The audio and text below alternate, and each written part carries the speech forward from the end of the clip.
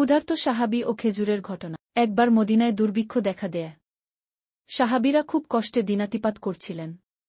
হযরত আবু হুরায়রা রাদিয়াল্লাহু আনহু ছিলেন সেই সময়ের দরিদ্র সাহাবীদের মধ্যে অন্যতম। একদিন তিনি ক্ষুধার জ্বালায় কাতর হয়ে রাস্তায় বসেছিলেন। এমন সময় হযরত আবু বকর রাদিয়াল্লাহু আনহু সেই পথ দিয়ে যাচ্ছিলেন। আবু হুরায়রা রাদিয়াল্লাহু আনহু তাকে কুরআনের একটি আয়াত সম্পর্কে জিজ্ঞাসা করলেন, এই আশায় যে হয়তো তিনি তাকে কিছু খাবার দেবেন। কিন্তু হযরত আবু বকর রাদিয়াল্লাহু আনহু চলে গেলেন। কিছুক্ষণ পর হযরত ওমর রাদিয়াল্লাহু আনহু সেই পথ দিয়ে যাচ্ছিলেন।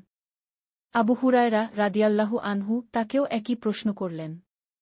কিন্তু তিনিও কোনো উত্তর না দিয়ে চলে গেলেন। এরপর নবী মুহাম্মদ সাল্লাল্লাহু আলাইহি ওয়াসাল্লাম সেই পথ দিয়ে যাচ্ছিলেন। তিনি আবু হুরায়রা রাদিয়াল্লাহু আনহু এর অবস্থা দেখে বুঝতে পারলেন যে তিনি ক্ষুধার্ত।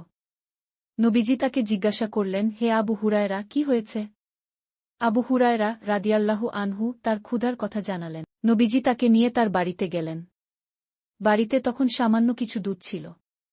নবীজি আবু হুরায়রা রাদিয়াল্লাহু আনহু কে বললেন, তুমি মসজিদে গিয়ে আহলে সুফফার সকল দরিদ্র সাহাবীদের ডেকে আনো। আহলে সুফফার সাহাবীরা ছিলেন অত্যন্ত দরিদ্র, যাদের কোনো ঘরবাড়ি ছিল না।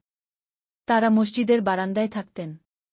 আবু হুরায়রা রাদিয়াল্লাহু আনহু তাদের সবাইকে ডেকে আনলেন। নবীজি সবাইকে দুধ পান করতে দিলেন। অল্প একটু দুধ ছিল, কিন্তু নবীজির দোয়ার বরকতে সবাই তৃপ্তি সহকারে পান করলেন।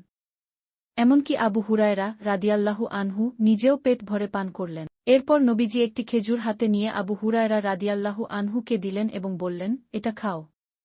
আবু হুরায়রা রাদিয়াল্লাহু আনহু খেজুরটি খেলেন। এই ঘটনা থেকে আমরা নবী মুহাম্মদ সাল্লাল্লাহু আলাইহি ওয়াসাল্লাম